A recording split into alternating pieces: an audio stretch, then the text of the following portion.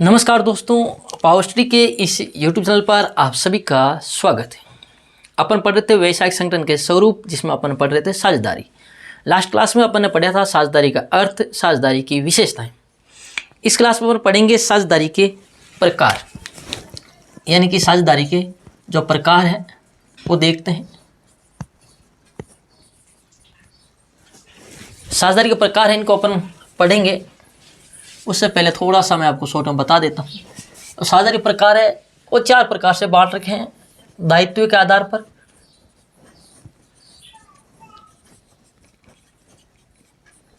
और बात करें 2 समय के आधार पर,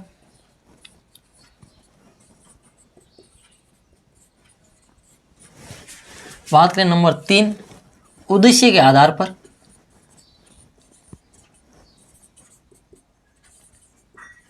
और बात करें नंबर 4 तो वैधता के आधार पर।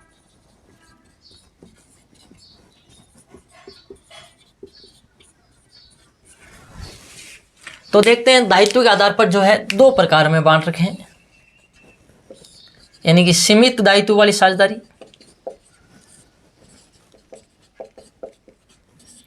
जिसे सामान्य साझेदारी भी कहते हैं, और असीमित दायित्व वाली साझेदारी।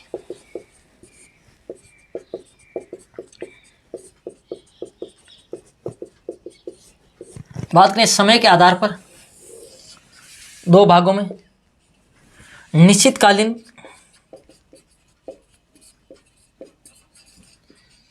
साझेदारी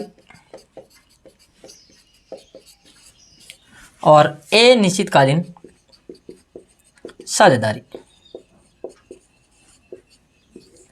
ये आपको सब याद करने पड़ेंगे, ज़्यादा हार्ड नहीं है, समझने हैं आपको। बस उद्देश्य के आधार पर बात करें तो 2 भागों में, ऐच्छिक साझेदारी और विशेष साझेदारी। वैधता के आधार पर बात करें साझेदारी की तो वैध साझेदारी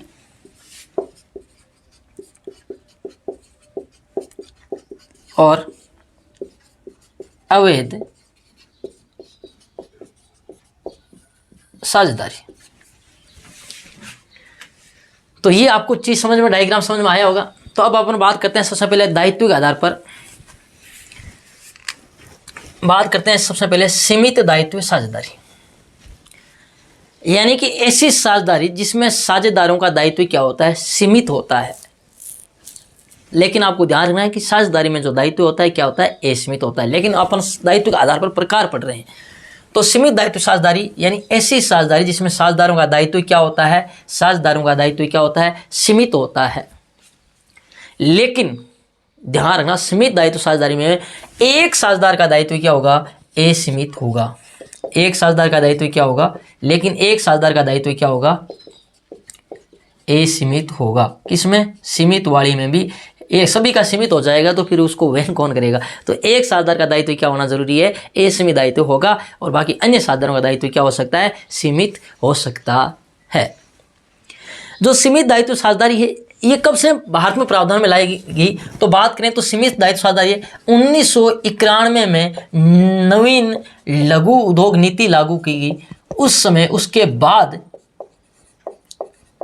नीति के पश्चात ये आपके नवीन लघु उद्योग नीति 1991, उसके बाद जो है सीमित दायित्व साझेदारी है वो क्या की गई, आपके अस्तित्व में आई। अब बात करें दूसरी असीमित दायित्व साझेदारी। ऐसी साझेदारी यानी इसे सामान्य साझेदारी भी कहते हैं, असीमित वाली, क्योंकि सामान्य आपको पता है कि सामान्य साझेदारी असीमित दायित्व वाली होती है। यानी कि ऐसी साझेदारी जिसमें सभी साझेदारों का दायित्व क्या होता है, असीमित होता है, असीमित दायित्व वाली साझेदारी कहलाती है। जो आपकी असीमित दायित्व वाली साझेदारी होती है, ऐसी फर्म का पंजीयन क्या होता है, ऐच्छिक होता है। फर्म का पंजीयन अपनी इच्छा से कराया जा सकता है। लेकिन सीमित दायित्व वाली साझेदारी का, इस ऐसी साझेदारी का फर्म का क्या है, पंजीकरण भी अनिवार्य है। किसकी, फर्म का पंजीकरण अनिवार्य। कौन सी साझेदारी, जिसमें दायित्व क्या है, सीमित है। यानी असीमित का ऐच्छिक है, लेकिन सीमित का पंजीकरण भी अनिवार्य होता है। अब आगे बात करते हैं अपन ये तो अपन समझ ही गए। आप इसको मैं मिटा देता हूँ, देखो, नहीं तो आपको है ना पूरा बोर्ड भरा भरा दिखेगा। अब देखो बात करते हैं समय के आधार पर निश्चितकालीन साझेदारी और अनिश्चितकालीन साझेदारी। यानी ऐसी साझेदारी जो निश्चित समय के लिए की जाती है, जो निश्चित समय के लिए की जाती है, ऐसी साझेदारी जो निश्चित समय के लिए की जाती है निश्चितकालीन साझेदारी कहलाती है। जैसे कि अपन बात करें कि आपने कहा कि अपन 6 महीने हैं जो है आइसक्रीम की फैक्ट्री खोलेंगे 6 महीने के लिए, तो ऐसी साझेदारी कैसी है? निश्चितकालीन साझेदारी है। बात करें अनिश्चितकालीन साझेदारी, ऐसी साझेदारी जिसका कोई निश्चित समय नहीं है, यानी कि जिसको जो साझेदारी इसमें लाभ होता रहेगा, साझेदारी चलती ही रहेगी, यानी अनिश्चित टाइम के लिए। और निश्चितकालीन साझेदारी होती है ये निश्चित समय के होने के बाद क्या हो जाती है? समाप्त हो जाती है ऑटोमेटिक। समझ गए होंगे निश्चितकालीन साझेदारी और अनिश्चितकालीन। अब बात करें उद्देश्य के आधार पर ऐच्छिक साझेदारी और विशेष साझेदारी। ऐच्छिक साझेदारी यानी कि वह निश्चितकालीन साझेदारी जो समय के समाप्त होने के बाद भी जारी रख रहे हैं, ऐसी साझेदारी ऐच्छिक साझेदारी कहलाती है। यानी अपनी इच्छा से क्या किया जा रहा है उसको आगे भी जारी रखा जा रहा है। विशेष साझेदारी इंपॉर्टेंट है।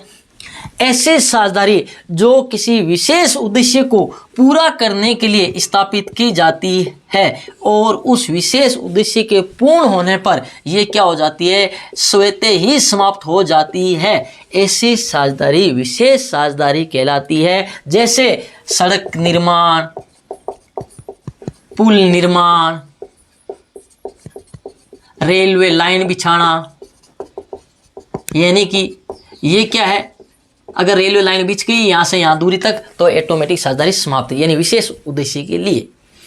अब बात करें आगे वैधता के आधार पर वैध साझेदारी और अवैध साझेदारी। देखो वैध साझेदारी यानी कि जो कानूनी रूप से देश के प्रचलित नियमों के अनुसार जो है सही ढंग से चल रही है, ऐसी साझेदारी वैध साझेदारी कहलाती है। जैसे जिसमें शत्रु देश का नागरिक नहीं हो, वैध।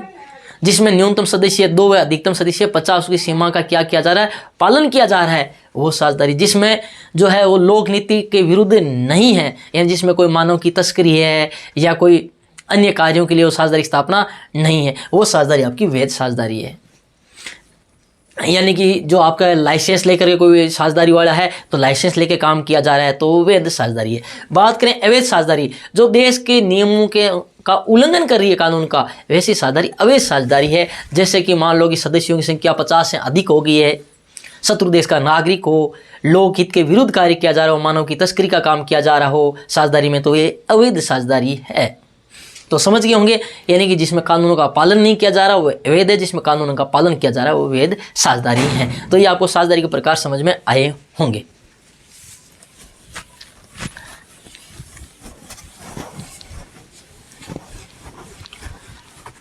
अब बात करते हैं अपन ने पढ़े थे साझेदारी के प्रकार। अब अपन आगे पढ़ते हैं साझेदारों के प्रकार। यहां से क्वेश्चन आपके आता ही है, साझेदारों के प्रकार। एक क्वेश्चन तो आता ही आता है।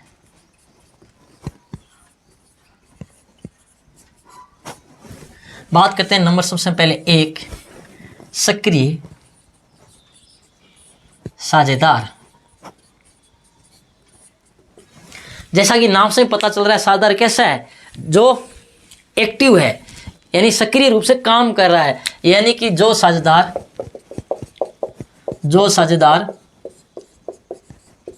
फर्म के संचालन में विशेष रूप से भाग लेता है, यानी फर्म के संचालन में प्रबंधन में विशेष रूप से क्या ले रहा है? जो आपका भाग ले रहा है, ये साझेदार सक्रिय साझेदार कहलाता है। देखो जब ऐसा साझेदार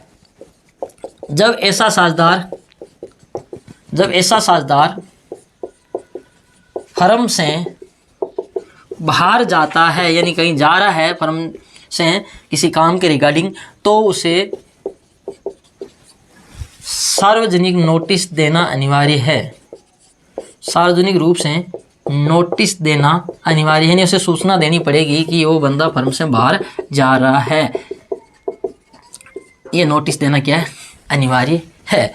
और जो ये साझेदार होता है, इसे जो अतिरिक्त कार्य करने के लिए क्या दिया जा सकता है? अतिरिक्त कार्य के लिए पारिश्रमिक यानी वेतन भी दिया जाता है, अलग से अतिरिक्त कार्य के लिए पारिश्रमिक दिया जाता है। अतिरिक्त कार्य के लिए पारिश्रमिक दिया जाता है। और दायित्व क्या होता है? असीमित दायित्व होता है सक्रिय साझेदार का। सक्रिय साझेदार का दायित्व कैसा होता है? असीमित दायित्व होता है। एक सेकेंड थोड़ा सा। तो ये था आपका सक्रिय साझेदार। अब अपन आगे बात करते हैं। ये आपको समझ में आ गया होगा। सक्रिय साझेदार जो साझेदार फर्म के संचालन में विशेष रूप से भाग लेता है और ये साझेदार फर्म से बाहर जाता है तो उसे सार्वजनिक रूप से नोटिस देना पड़ता है। इसका जो दायित्व होता है वो असीमित होता है और अतिरिक्त कार्य इसको क्या दिया जा सकता है? पारिश्रमिक दिया जा सकता है। अब बात करते हैं नंबर 2,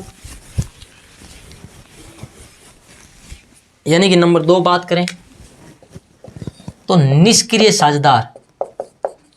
देखो यहाँ हिंदी में थोड़ी सी प्रॉब्लम होती है। इसको निष्क्रिय साझेदार भी कहते हैं, सुप्त साझेदार भी कहते हैं और सुषुप्त साझेदार भी कहते हैं इसे। तो ध्यान रखना, आपको 3 नाम याद रखने पड़ेंगे। हिंदी की बात करें तो निष्क्रिय साझेदार, सुप्त साझेदार या सुषुप्त साझेदार, कुछ भी प्रश्न पेपर में पूछा जा सकता है। ज़्यादातर जो है ये सुप्त और सुषुप्त ही पूछते हैं, क्योंकि उसको पता है कि जो तैयारी करके आया है वो केवल निष्क्रिय पढ़ के आया है। तो देखो नाम से ही पता चल रहा है कि जो साझेदार क्या है? एक्टिव नहीं है। यानी कि ऐसा साझेदार क्या करता है? फर्म के प्रबंधन में भाग नहीं लेता है। ऐसा साझेदार क्या करता है? फर्म के प्रबंधन में, मैनेजमेंट में भाग नहीं लेता, संचालन में। बाकी प्रबंधन में भाग नहीं लेता है, बाकी ये पूंजी भी लगाता है, सब कुछ करता है, सभी सक्रिय साझेदार की तरह ही। लेकिन बाकी क्या भाग नहीं लेता प्रबंधन में? बाकी पूंजी भी लगाता है, लाभ हानि में बंटवारा भी करता है, और इसका दायित्व भी असीमित दायित्व होता है।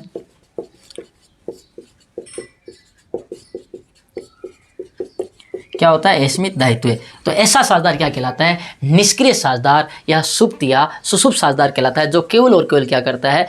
जो फर्म का प्रबंधन है उसमें भाग नहीं लेता है, बाकी सब कुछ करता है। इसका दायित्व असीमित होता है, पूंजी भी लगाता है, लाभ हानि को भी बांटता है। बात करें नंबर 3,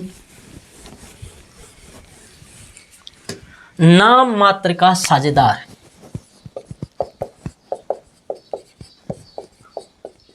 देखो नाम मात्र का साझेदार यानी कि जो केवल क्या करता है? अपना नाम है वही प्रयोग में लेने की क्या करता है? अनुमति देता है। तो ऐसा साझेदार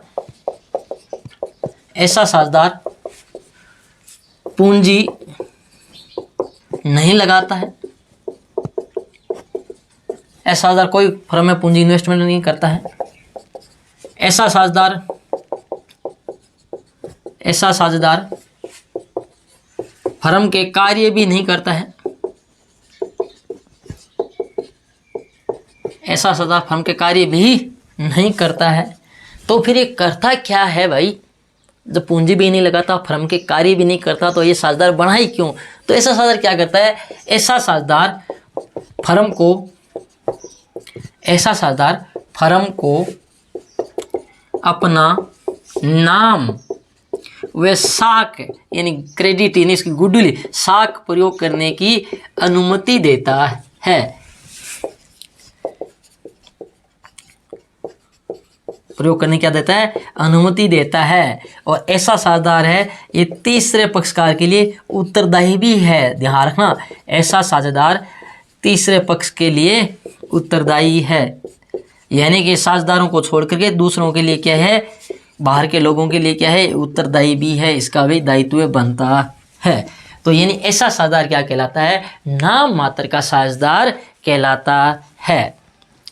यानी कि ऐसा साझेदार जो फर्म में पूंजी भी नहीं लगाता, फर्म के प्रबंधन के संचालन कार्य भी नहीं करता है, लेकिन ये करता है कि अपना नाम और साख प्रयोग करने की अनुमति देता है। इसके लिए तीसरे पक्ष के लिए उत्तरदायी भी होता है। बात करें नंबर 4,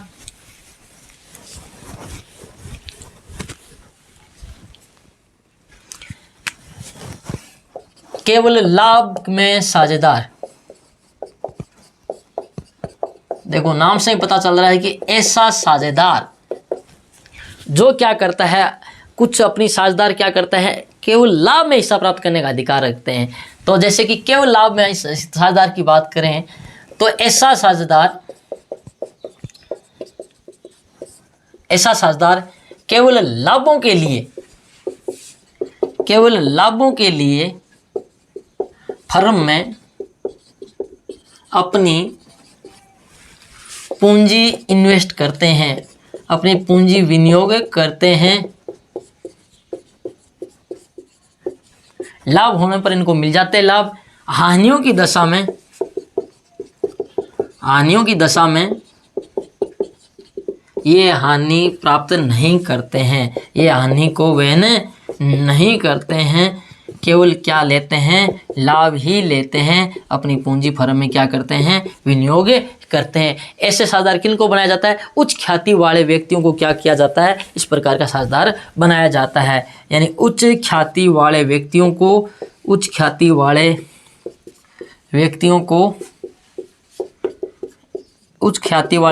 को इस प्रकार का साझेदार बनाया जाता है। यानी केवल लाभ में साझेदार जो क्या करते हैं, केवल और केवल किस में हिस्सा प्राप्त करते हैं, केवल और केवल लाभों में हिस्सा प्राप्त करते हैं, बाकी और किसी में हिस्सा प्राप्त नहीं करते हैं, हानियों में हिस्सा प्राप्त नहीं करते हैं। बात करें नंबर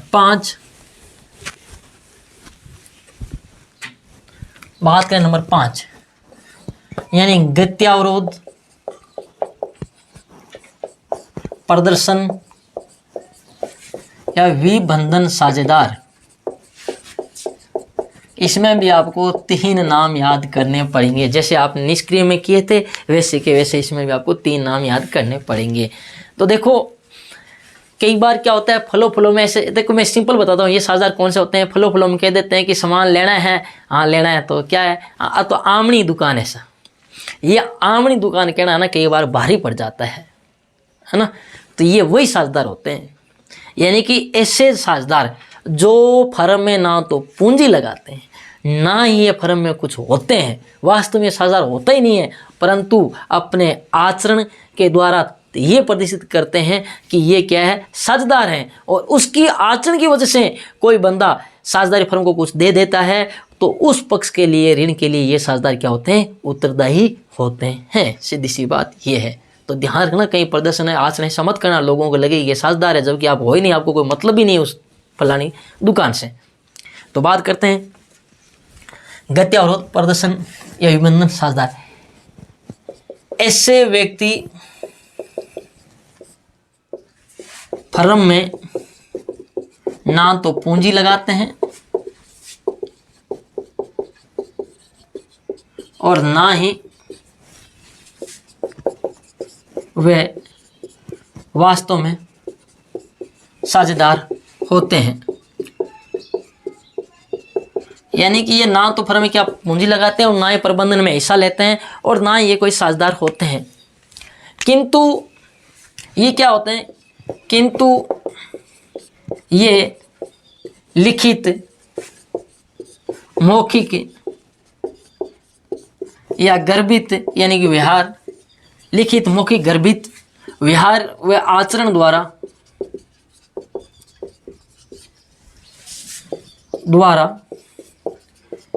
इस प्रकार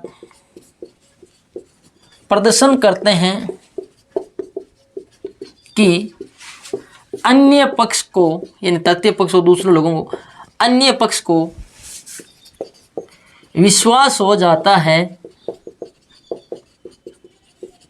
कि ये फर्म में साझेदार है।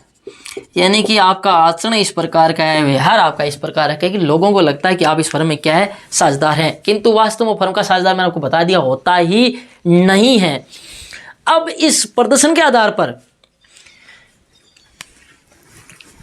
अब यदि इस प्रदर्शन के आधार पर कोई अन्य व्यक्ति फर्म को ऋण दे देता है तो ऐसा प्रदर्शन मत करना। यदि इस प्रदर्शन के आधार पर कोई अन्य व्यक्ति फर्म को ऋण दे देता है तो इस ऋण के लिए ऐसा साझेदार उत्तरदायी है। तो ध्यान रखना, तो ये साझेदार है जो ये क्या है, इस प्रदर्शन करने वाला जो साझेदार है तो उसके लिए उत्तरदायी है। तो ये चीज आपको समझ में आई होगी। गत्यारोध, प्रदर्शन या विबंधन साझेदार इंपॉर्टेंट है।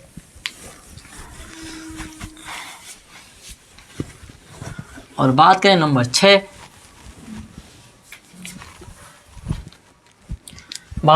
6, अवयस्क यानी कि नाबालिग साझेदार। देखो, वैसे सामान्यतः साझेदारी फर्म में अवयस्क हो गया, अस्वस्थ मस्तिष्क का व्यक्ति हो गया, पागल हो गया, या कानून द्वारा अयोग्य घोषित व्यक्ति को फर्म में साझेदार नहीं बनाया जाता है। क्या है, यानी कि अस्वस्थ मस्तिष्क का व्यक्ति, कानून द्वारा अयोग्य, पागल, अवयस्क को फर्म में साझेदार नहीं बनाया जाता है।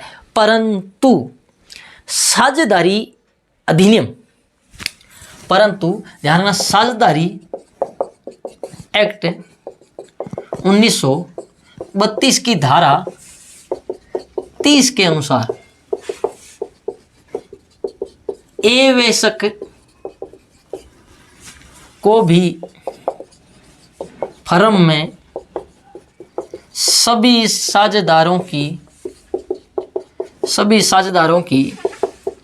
सहमति से केवल लाभों में हिस्सा प्राप्त करने के लिए साझेदार बनाया जा सकता है। ध्यान रखना, केवल लाभों में हिस्सा प्राप्त करने के लिए साझेदार बनाया जा सकता है, धारा 30 के अनुसार। अवयस्क कौन होता है? ध्यान रखना, जिसकी उम्र कितनी है? 18 वर्ष से क्या है, कम है। यानी जिसकी उम्र 18 वर्ष से कम है उसको क्या किया जा सकता है, साझेदार बनाया जा सकता है। अवयस्क को कब? जब सभी साझेदारों की सहमति हो तब। और वो केवल और केवल किस में हिस्सा प्राप्त कर सकता है? लाभों में हिस्सा प्राप्त कर सकता है। अब देखो, फर्म की हानि की दशा में वैसे तो उसका कोई उत्तरदायित्व तो नहीं होता है, परंतु फिर भी अगर देना चाहे तो फर्म की हानि की दशा में केवल अपने हिस्से की लगाई गई पूंजी तक ही सीमित दायित्व होगा। यानी कि अगर हानि की दशा में बात करें तो उसका, अगर बात करें हानि की दशा में फर्म की, तो जो साझेदार ने केवल अपने द्वारा जो पूंजी लगाई गई है उस दायित्व की राशि तक ही क्या रहता है, सीमित दायित्व होता है, जो उसने केवल अपने द्वारा लगाई गई पूंजी तक ही। इसके अलावा बात करें, यदि कोई अवयस्क साझेदार वयस्क हो जाता है, क्या हो जाता है? वयस्क हो जाता है। अगर कोई साझेदार वयस्क हो जाता है तो उसे 6 माह के भीतर ये सूचना देनी पड़ेगी कि वो साझेदारी फर्म में रहना चाहता है या नहीं रहना चाहता, यानी छोड़ने या नहीं छोड़ने का उसे निर्णय करना पड़ेगा। और यदि वो कोई निर्णय नहीं करता है तो 6 महीने के बाद वो स्वतः ही क्या बन जाता है, साझेदार बन जाएगा, और उसका हानि में हिस्सा भी होगा, और फिर उसका दायित्व भी क्या होगा, असीमित दायित्व होगा। कब? 6 महीने के बाद। यदि वो 6 महीने के अंदर अंदर ही कोई डिसीजन नहीं लेता है कि मैं छोड़ूंगा कि नहीं छोड़ूंगा, यदि कुछ भी डिसीजन नहीं लेता है तो भी 6 महीने बाद वो साझेदार बन जाएगा। छोड़ देता है तो कोई बात नहीं है, अगर कहता है नहीं छोड़ूंगा तो भी वो क्या बन जाएगा, साझेदार बन जाएगा। यानी कि, और उसके बाद वो असीमित दायित्व का उत्तरदायी होगा। उसे हानियों में हिस्सा है जो वहन करना पड़ेगा जितनी उसकी हानि आएगी। तो ये थे साझेदारों के प्रकार। आपको वीडियो पसंद आया तो वीडियो को लाइक करना, चैनल को सब्सक्राइब करना। धन्यवाद। जय हिंद, जय भारत।